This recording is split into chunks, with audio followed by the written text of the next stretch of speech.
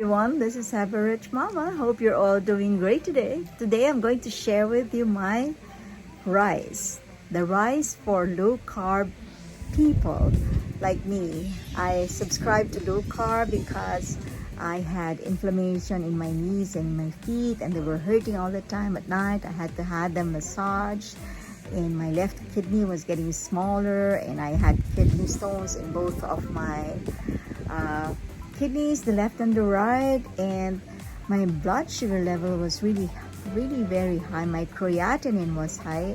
Everything was just so abnormal, so many in the stats that I get when I have my tests.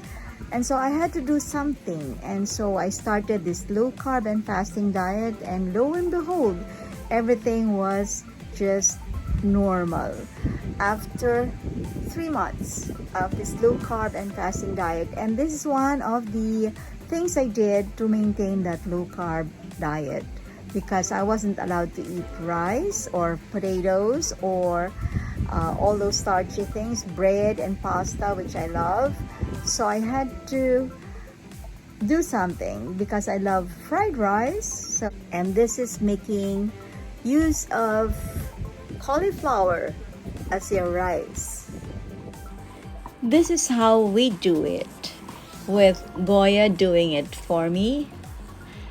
We remove all the greens from the cauliflower and then we wash it thoroughly in water, tap water, and then we start slicing them in thin slices and then mincing, just like what Goya is doing now.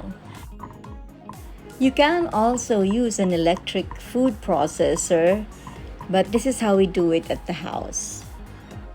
Cauliflower is very high in fiber and vitamin B.